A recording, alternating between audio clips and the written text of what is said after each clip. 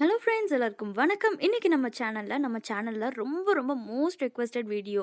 So நம்ம channel start பண்ண புதுசுலேருந்தே எனக்கு பேச்சுலர் ஃபாலோவர்ஸ் நிறைய இருக்கனால பேச்சுலர் ரெசிபிஸ் நிறைய கேட்டுட்டு இருந்தாங்க. ஸோ அந்த வகையில் இன்றைக்கி நம்ம பார்க்க போகிறது பேச்சுலர் சிக்கன் கறி. வாங்க இது எப்படி செய்யுதுன்னு பார்க்கலாம். முதல்ல ஒரு கடாயில் 5லேருந்து 6 டேபிள் ஸ்பூன் எண்ணெய் சேர்த்துக்கிட்டேன். எண்ணெய் சூடானதும் ஒரு 4 மீடியம் சைஸ் அளவுக்கு பெரிய வெங்காயம் சின்ன சின்னதாக சாப் பண்ணி சேர்த்துருக்கேன். வெங்காயம் வந்து கலர் சேஞ்ச் ஆகி வந்தால் பார்த்தாது இந்த மாதிரி நல்லா கோல்டன் ப்ரௌனில் பொரிஞ்சு வந்துடணும். இந்த மாதிரி நல்லா பொரிஞ்சு வந்ததுக்கப்புறமா இது கூட இஞ்சி பூண்டு ஒவ்வொரு டேபிள் ஸ்பூன் அளவுக்கு சின்ன சின்னதாக சாப் பண்ணி இல்லைனா துருவி எடுத்துக்கோங்க. இந்த இஞ்சி பூண்டு சேர்த்ததுமே நல்லா கமகமன் மனம் வரும். நீங்கள் ரெடிமேட் பேஸ்ட் ஆட் பண்ணுறதுனால பண்ணலாம், அவ்வளோ டேஸ்ட்டாக இருக்கும்.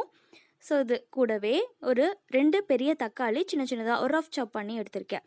இந்த தக்காளி வந்து நல்லா மசிஞ்சு வரணும். அந்த வெங்காயத்து கூட சேர்ந்து அது உருவமே தெரியக்கூடாது, அந்தளவுக்கு நல்லா இந்த மாதிரி மசிஞ்சு வந்துடணும். இந்த ஸ்டேஜில் இது கூட ஒரு பிஞ்ச் அளவுக்கு மஞ்சள் தூள் சேர்த்துக்கலாம். மஞ்சத்தூள் சேர்த்ததுக்கப்புறமா இது கூட நான் சிக்கன் ஆட் பண்ணிக்கிறேன். இன்றைக்கி பார்த்தீங்கன்னா நான் 1 கிலோ அளவுக்கு சிக்கன் வந்து எடுத்திருக்கேன். அதுக்கு தகுந்த மாதிரி தான் எல்லாத்தோட அளவும் நான் சொல்லியிருக்கேன். ஸோ நீங்கள் தேவையான அளவுக்கு அதை அட்ஜஸ்ட் பண்ணிக்கலாம். ஸோ அது நல்லா ஒரு டைம் பெரட்டி விட்டுக்கோங்க. பெரட்டி விட்டதுக்கப்புறமா இது கூட நம்ம மசாலா சேர்த்துக்கலாம். நான் சொன்ன மாதிரி இது பேச்சுலர் ரெசிபி அப்படிங்கிறதுனால நான் இதுக்கு ரெடிமேட் சிக்கன் மசாலா தான் ஆட் பண்ணியிருக்கேன். ஒரு டேபிள் ஸ்பூன் போல் ரெடிமேட் சிக்கன் மசாலா ஆட் பண்ணிவிட்டு அதுக்கப்புறமா ஒரே ஒரு டீஸ்பூன் அளவுக்கு சில்லி பவுடர் ஆட் பண்ணிக்கிறேன் காரத்துக்கு. ஸோ இது நல்லா பெரட்டி கொடுத்துட்டு நல்லா சிக்கன் வந்து அதுலேயே லைட்டாக குக் ஆக ஆரம்பிச்சிடும் மசாலாவோடு சேர்ந்து. ஸோ இது கூட கொஞ்சமாக தண்ணியும் சேர்த்துக்கலாம். தேவையான அளவுக்கு ஒரு 200லேருந்து 250 ml அளவுக்கு, அதாவது 1/4 லிட்டர் அளவுக்கு தண்ணி சேர்த்துக்கலாம். சிக்கன்லேருந்து கொஞ்சமாக தண்ணி விடும். ஸோ பார்த்துட்டு கம்மியாகவே சேர்த்துக்கோங்க. இது தண்ணியில் நல்லா கலந்து விட்டதுக்கப்புறமா இதுக்கு தேவையான அளவு உப்பும் சேர்த்துக்கலாம்.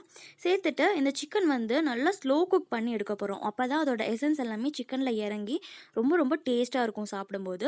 ஸோ இந்த மாதிரி நல்லா கொதிக்க ஆரம்பிக்கும் போது அடுப்பை குறைவாக வச்சுட்டு ஒரு 20 மினிட்ஸ் போல் நல்லா மூடி வச்சு குக் பண்ணிக்கோங்க. ஸ்லோ ஃப்ளேமில் குக் ஆகும்போது சிக்கன் ரொம்ப ரொம்ப ரொம்ப சாஃப்டாக குக் ஆகும்.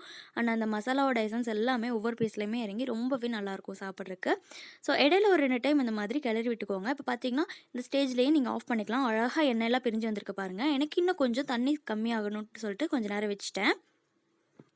ஸோ இந்த ரெசிபி உங்கள் எல்லாருக்குமே ரொம்ப பிடிச்சிருக்குன்னு நினைக்கிறேன். பிடிச்சிருந்துச்சுன்னா லைக் பண்ணுங்கள். தேங்க்ஸ் ஃபார் வாட்சிங்.